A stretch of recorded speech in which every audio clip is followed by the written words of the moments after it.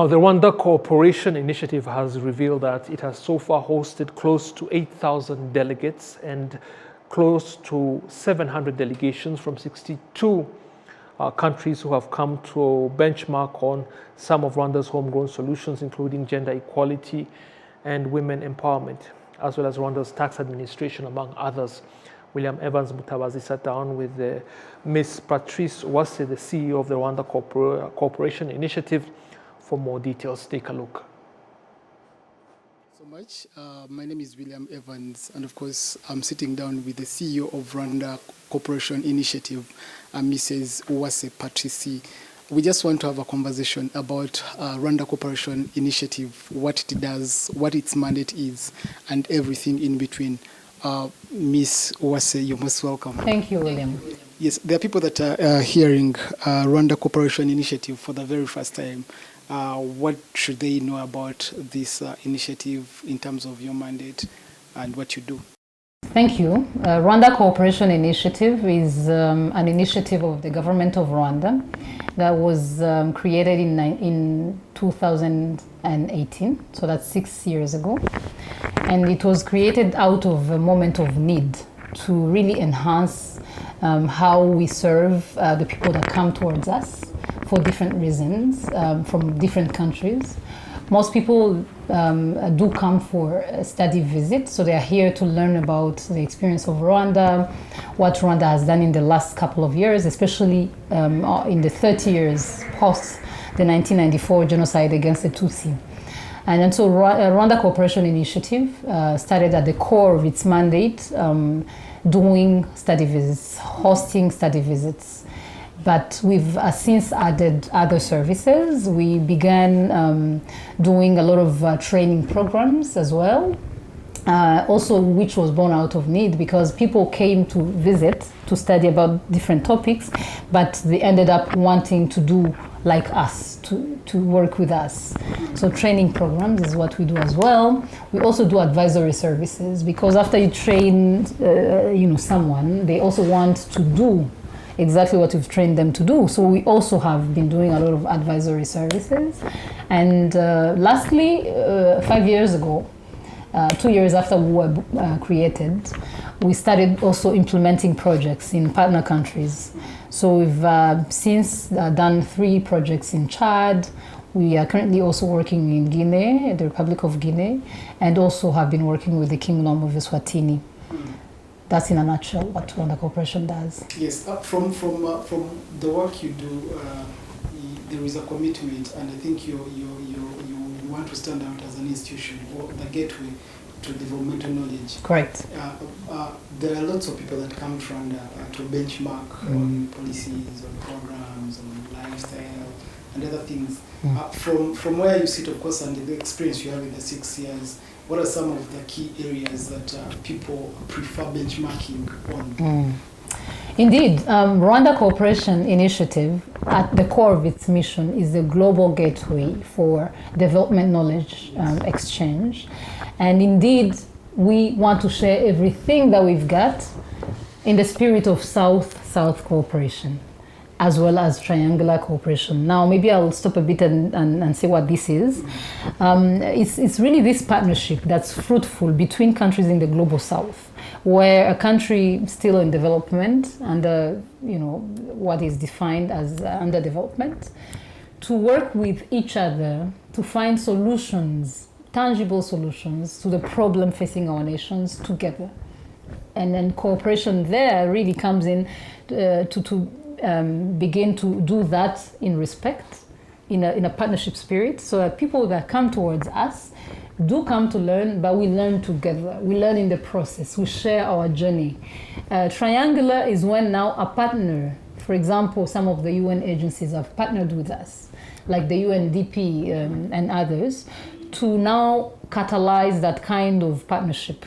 Because maybe a country that wanted to come over, or us if we wanted to work with them, does not have all the financial means to do that, but then a third party partner covers that cost for us to work with them. Now, that said, in the last many years, This is driven by the leadership of Rwanda wanting for us to share with the world. We've received around 7,000 delegates who came in 700 delegations. So you can quickly understand that every single week we have about 5 delegations in the country that are here for different topics. They come for different things. And we, as government of Rwanda, intend to adjust and accommodate any of their needs. Nevertheless, indeed, like you said, we've had multiple delegations that came especially to learn from us about business, ease of doing business. Because for many years, as you already know, Rwanda was ranked second easiest place to do business in Africa. And therefore, they come to learn about that experience. We have a lot of them also coming for gender equality and women empowerment. And this is also it goes without saying that Rwanda is ranked the best in the world for gender empowerment and gender equality, and therefore we've received a lot of delegations from across the world. 62 countries have come to see us, and most of them do come around that topic. Obviously, we also have had a lot of them that come to learn about our tax administration and e-tax systems, and this is one of the areas that we actually do export in some of the countries that I mentioned earlier in Africa. Some have come to learn about our community health engagement. Some have come to learn about TVET programs. So it's really diverse. And that's, I think, what is the most exciting part of working at Rwanda Corporation. You go from one meeting talking about health, the other you talk about financial management system, the other will talk about human capital development, and all those areas have attracted a lot of delegations. From what you've shared, looks like you're heading a very busy institution. One would wonder how do we get to have these connections? How do we get to have over 7,000 people coming? What sort of conversations are there? How do you go about them? To be honest, Rwanda is known first and foremost because of thanks to our president. So a lot of people just want to come and learn how it works. And therefore we receive requests directly from people from countries.